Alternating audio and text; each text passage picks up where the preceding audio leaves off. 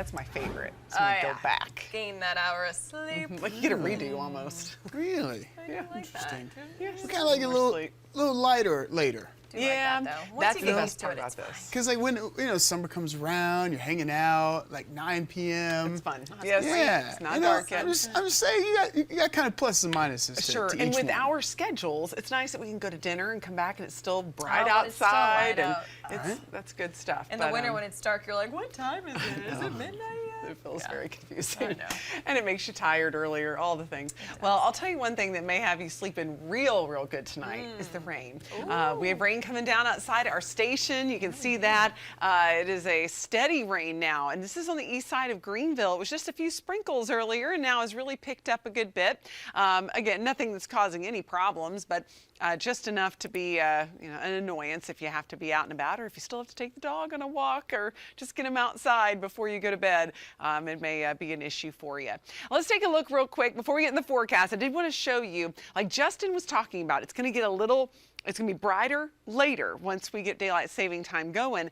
The sun's going to set at 7:33 on Sunday evening as opposed to 6:32 the night before. So we're going to notice a big difference. That is certainly my favorite part of the whole thing. The only other issue for parents, at least for me, is that the sunrise is not going to happen until 7:46. So it's going to be kind of dark when you're heading out to take the kids to school, especially like elementary age when you're leaving at like 7:15.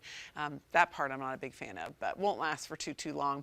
As we take a look, we've got rain falling, light to moderate rain pretty much all across the radar, and the rain rates, it's moderate downpours picking up around Atlanta. That's what we're going to have right on top of us later on tonight. Fun times. But at least most of this is going to fall while many of us are sleeping tonight. So good timing getting in and out, but then they'll be left with that ponding of water on the roads. Got a little bit of moderate rain around parts of Pickens County, Oconee County, down toward Newberry County. But otherwise, it's just about the same everywhere. We've got just some light to moderate rain for most spots. Again, with the most around northern Pickens County right now.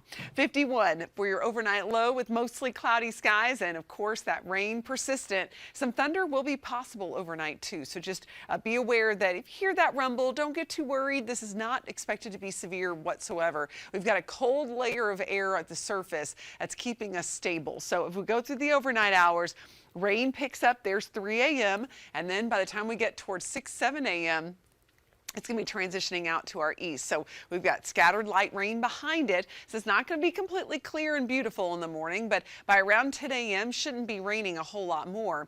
We do have the main system swinging through around 3 to 4 p.m. and that could spark off a couple of additional showers. But at this point, it does not look like we're going to get a whole lot in the way of thunderstorms out of this. I'll show you why here in just a second. We'll be clearing out nicely into the day on Sunday, but between now and early Saturday, we could get anywhere from 1.5 inches to 2.5 inches of rainfall, locally higher amounts even possible.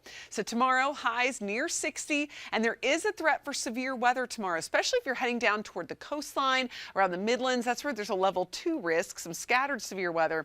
Isolated strong storms can't be ruled out from Charlotte to Greenville and southward.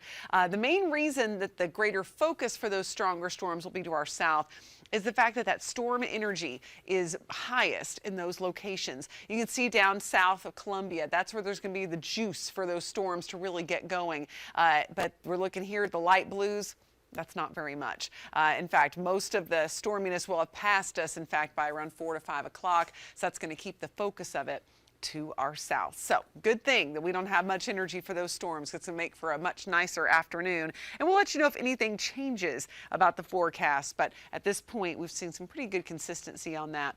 Heading into next week, mostly sunny weather until Friday when we bring in our next chance of rain. And I don't think I need to remind you at this point, but just don't forget to spring forward on Saturday night, and then beautiful weather awaits in the mountains next week. Now, of course, you can download the Fox Carolina First Alert Weather app by scanning the code on your screen, and that way you can keep up, or we can keep in touch with you through the weekend, sending you updates straight to your phone so you'll know what to expect with this rain and when it clears up.